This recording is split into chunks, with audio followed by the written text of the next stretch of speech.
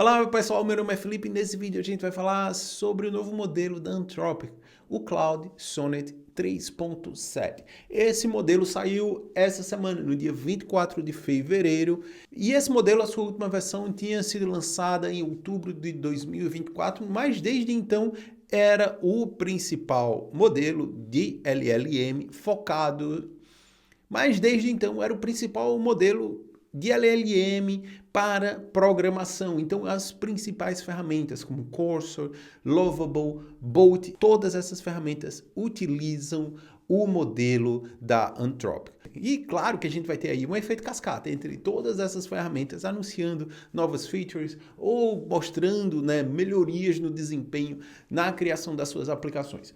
Esse modelo em particular tem a sua forma tradicional e também foi incluído uma nova funcionalidade, a funcionalidade de Reasoning, raciocínio. A gente já teve isso aplicado nos modelos da OpenAI e também o Google já tinha lançado, até antes desse lançamento do DeepSeek R1, já estava disponível desde dezembro, o Flash Thinking, que era o modelo de Reasoning utilizando o Gemini 2.0.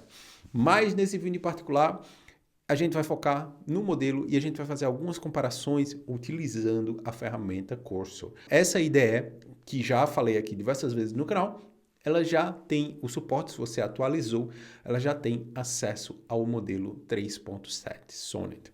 Ou, como a gente está vendo aqui na tradução, o Claude 3.7 Soneto.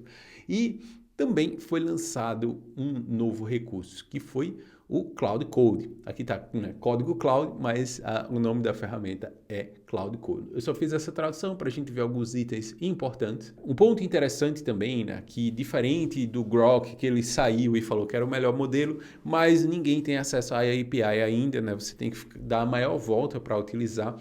E eu acho que é uma coisa muito boa que a Anthropic faz. Toda vez que ela anuncia o modelo, já está disponível a API para você utilizar. Então esse anúncio, a gente teve aí a parte que está visível para todos os usuários, como também na parte de desenvolvimento, utilizando a API. Que essa é a parte importante, que as ferramentas como Cline, Cursor, Copilot, entre outras ferramentas de programação, utilizam. E outro ponto bem interessante também é que essa parte de reasoning, ela é personalizável. Como assim, Felipe? Eu consigo definir a quantidade de tokens ou a quantidade de tempo que o modelo vai gastar, pensando sobre aquela solução. Então, além desse anúncio, a gente teve a Claude Code, que é um CLI, é uma ferramenta de linha de comando. Então, você precisa instalar no seu terminal e daí você utiliza esse modelo. Além disso, o que a gente tem? A gente tem esse modelo disponível em outras plataformas, como a Vertex AI. Então você consegue chamar o Cloud via Vertex AI, como também o Amazon Bedrock. Então nessas duas plataformas de terceiros, tanto da Amazon quanto do Google, você também consegue utilizar esse modelo.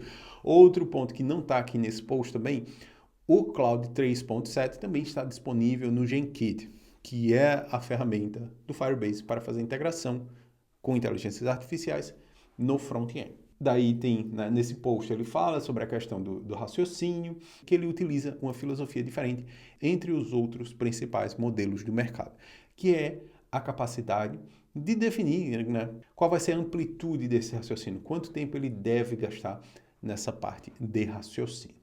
E esse modelo, ele tem aí uma performance melhor do que a sua versão anterior, como era de se esperar, e a gente vai pular aqui para os benchmarks. Então, eles fizeram vários testes, tem uns testes até interessantes, o modelo jogando Pokémon. Nesse ponto em particular, a gente vai falar o que interessa, que é a parte de desenvolvimento. Então, na parte de desenvolvimento, a gente tem aqui uma comparação entre os modelos. Então, parece que o Claude 3.5 está em segundo lugar aqui, mas na questão do segundo lugar, com essa versão nova, não é o DeepSeek R1, e sim o modelo da OpenAI, o O3 Mini, com sua calibragem alta, que é a O-Mini High. Então, ele vai para 49.3, e daí a terceira posição é o DeepSeek R1 e a quarta posição é o Claude 3.5, que era a versão que a gente já utilizava. Então, nesse ponto em particular, esse modelo, ele considera aí as suas variações e geralmente esse benchmark Eles dão uma quantidade de problemas e comparam esses modelos tentando resolver esses problemas. E daí a parte de precisão, de solução desses problemas. E daí outro ponto que ele incluiu aqui, né, nessa barra de comparação foi um modelo trabalhando com uma customização, né, uma base de customização. Possivelmente deve considerar aí a questão das pré-configurações que ferramentas como Cursor e Climb fazem no prompt, né? Porque você passa o prompt para o Cursor em particular, né? Aquele prompt não vai cru para o modelo do Cloud. Ele tem pré-processamento ali, né? Ele inclui prompts relevantes para o projeto. Então, por isso que muitas vezes o resultado de solução do problema dentro do Cursor é melhor do que você utilizar um chatbot, porque tem todo um contexto lá, tem informações relevantes para adicionar aquele prompt, então você consegue aí atingir de forma mais rápida uma solução. Eu já considerava a Cloud 3.5 a melhor inteligência artificial para se trabalhar relacionada à programação. Claro, outras tarefas, a gente vai ver que tem outro gráfico aqui, que nem todas as situações o Cloud ele performa muito bem. Daí a gente tem os gráficos gerais, né, de como esses modelos eles trabalham. Mais um ponto interessante aqui nesse gráfico, por exemplo, é quão baixo é o resultado na parte de resolver problemas matemáticos do high school, do ensino médio. Então, sem a parte de reasoning, ele tem um score bem baixo. Mas claro que os outros modelos também estão utilizando o reasoning. Então, a gente deveria comparar essa questão do reasoning com os outros modelos que também aplicam essa questão de raciocínio.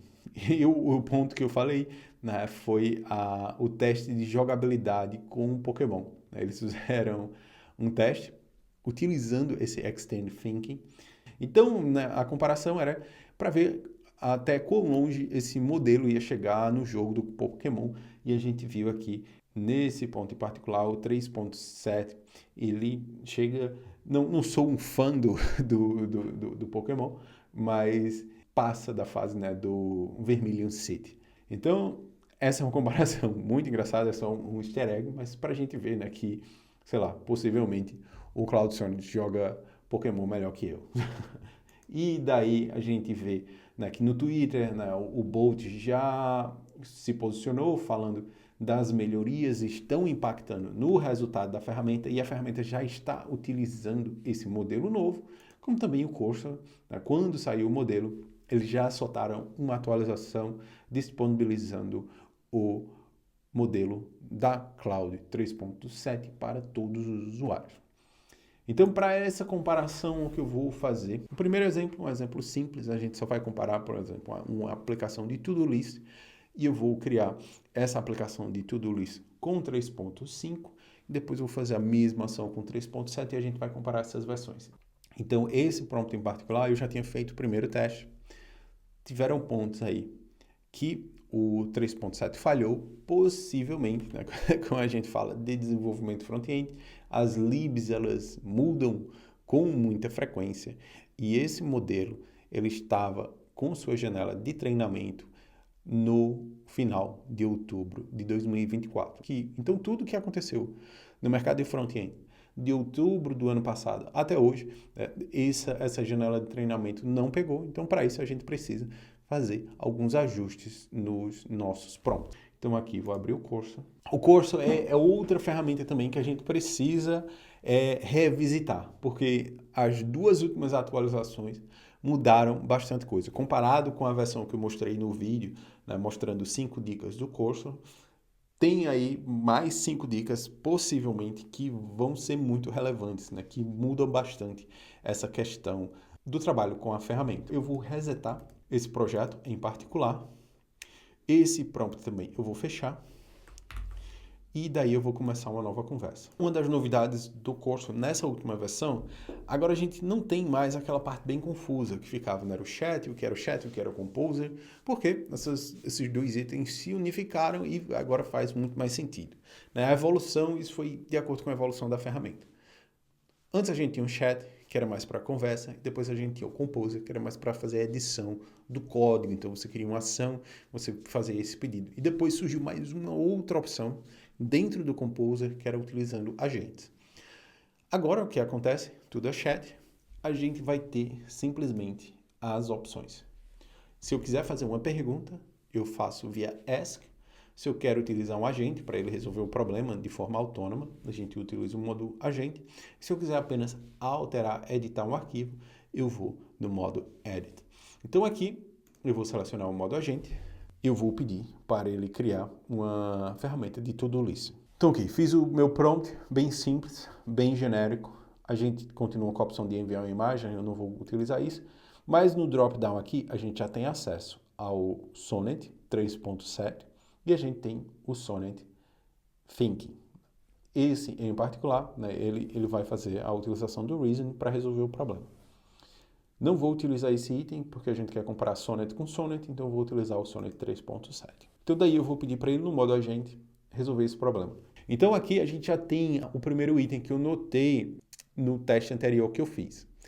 Aqui ele já vai de cara e utiliza o Create React App. Esse Create React App ele já está descontinuado. Ainda é válido, você consegue criar aplicações, mas é muito provável, se você criar uma aplicação do zero com o Create React App e depois for tentar fazer manutenção ou integrar com outras ferramentas, possivelmente sua aplicação vai quebrar. Para evitar esse tipo de problema, é recomendado a gente não utilizar o Create React App, utilizar o Vite ou outro builder mais moderno, ok? Mas assim, só para nível de teste, vou continuar com o Create React App. Ele vai fazer uma pergunta se eu quero continuar com essa aplicação, vou dizer que sim. Daí ele vai fazer a instalação da minha aplicação do To-Do List. Então, ok, projeto criado. Agora o que ele vai pedir para eu fazer é eu acessar a pasta. Então, vou acessar a pasta.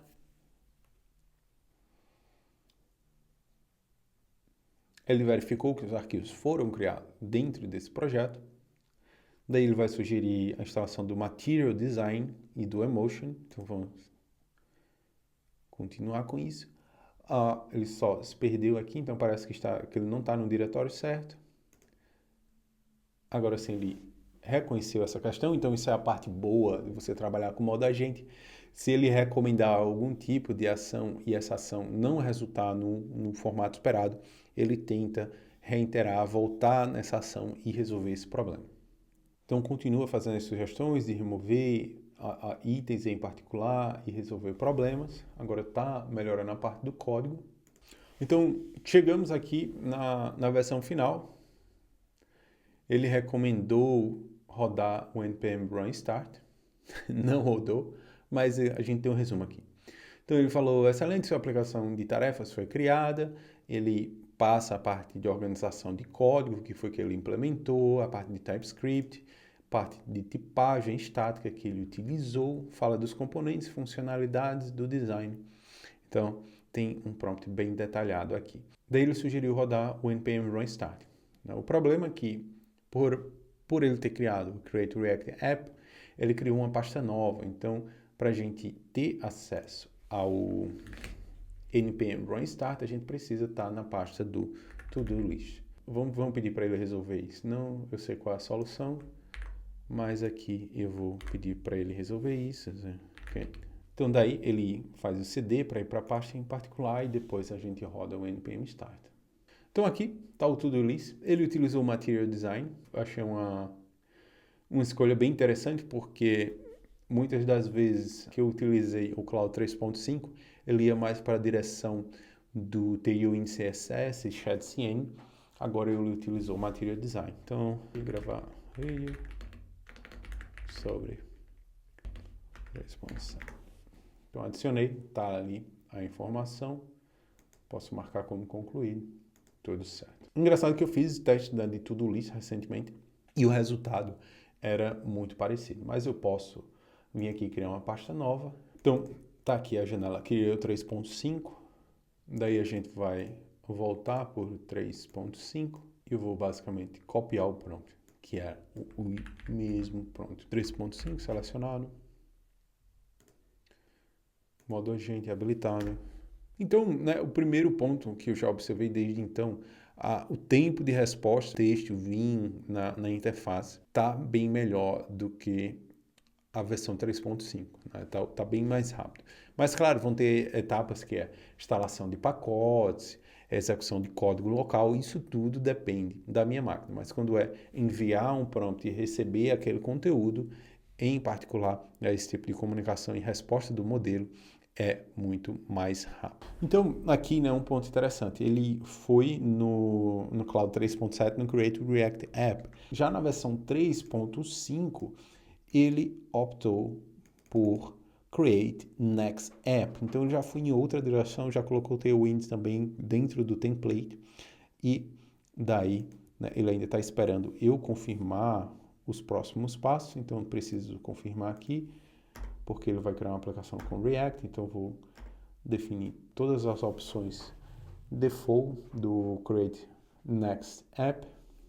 Então, essa é uma versão que é recomendada, né? No Create Next App não tem problema nenhum. A questão em particular é com Create React App. Então, ok, né, ele terminou todo o processo de instalação, possivelmente visualmente, né, a gente já viu, tem o CSS, tem uma interface diferente do Material Design, então só vou rodar esse código no terminal. A gente tem também a aplicação na raiz, então ele não criou uma pasta nova, então toda aquela parte de executar o código e não achar vai ser evitado, mas é algo que não é determinístico para definir a qualidade do modelo sim ou não. Aplicação rodando com o Next.js 15. Abrindo a aplicação aqui.